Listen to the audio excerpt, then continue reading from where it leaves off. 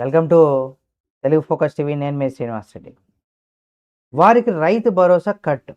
ఇది రైతులకు కూడా ఊహించినటువంటి ఒక బిగ్ షాక్ అని కూడా చెప్పుకోవచ్చు. అయితే ఎవరు కట్టు?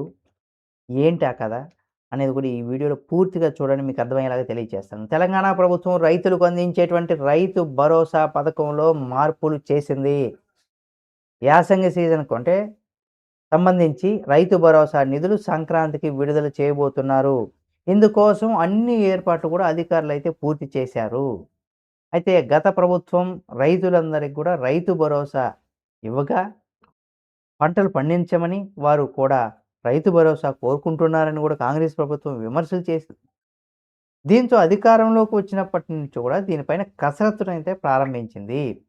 చాలామంది రైతులు తమ పొలాల్లో కౌలుకు ఇస్తున్నారు. దాని ద్వారా కౌలు డబ్బులు పొందుతున్నారు. అలాగే ప్రభుత్వం నుంచి కూడా రైతు భరోసా కూడా పథకాన్ని కూడా వాళ్ళు పొందడంతో వారు ఆర్థికంగా కూడా లబ్ధి పొందుతున్నారు. కానీ చాలామంది చిన్న, సన్నకారు రైతులు నష్టపోతున్నారని కూడా రేవంత్ రెడ్డి సర్కారు భావించింది. అందుకోసం రైతు భరోసా అమల్లోకి దానికి సంబంధించి కీలకమైనటువంటి మార్పులు చేసింది.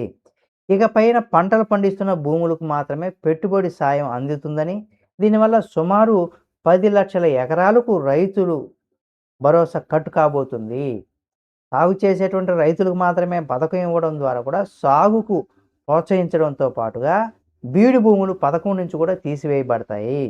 దాని ద్వారా ప్రభుత్వం పైన భారాన్ని కూడా తగ్గుతుందని కూడా అధికారులైతే భావిస్తున్నారు. అయితే గతంలో చెప్పిన సీఎం ఇప్పుడు రైతు భరోసా పైన సీఎం మాట్లాడుతూ కూడా ఇకపైన రైతు భరోసా నిధులు కేవలం సాగు చేసేటువంటి భూములకు అందించాలని కూడా నిర్ణయించామని కూడా తెలిపారు. అలాగే సాగులో లేని భూములకు పెట్టుబడి సాయం ఇచ్చేది లేదని కూడా తేల్చి చెప్పారు. ఇటీవల ప్రభుత్వం చేసినటువంటి సర్వేలో కొండలు కమర్షియల్ ప్లాట్లు ఉన్న వారికి కూడా పథకం ద్వారా లబ్ధి పొందుతున్నట్టుగా తేలగా, ప్రభుత్వం దీనిపైన కూడా చర్యలు చర్యకు ఉపక్రమించింది.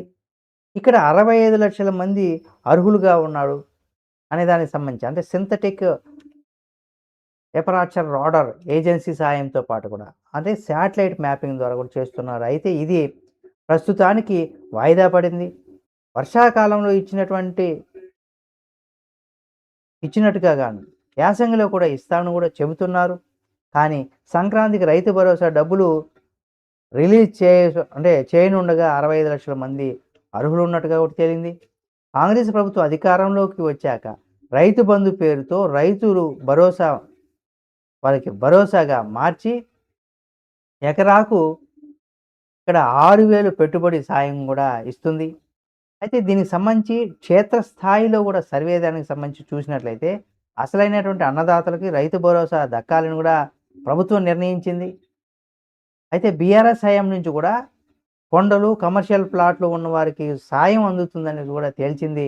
వారికి చెక్ పెట్టేలా కూడా శాటిలైట్ మ్యాపింగ్ చేపట్టుందని, సింథటిక్ ఎపరాచర్ రాడార్ ఏజెన్సీ సాయంతో కూడా అధికారులు క్షేత్రస్థాయిలో సర్వే చేసి అనర్హులకు గుర్తిస్తామని, ఇది సంక్రాంతికి రైతు భరోసా డబ్బులు రిలీజ్ చేయనుండగా 65,00,000 మంది కూడా అర్హులున్నట్టుగా కూడా తెలిపింది.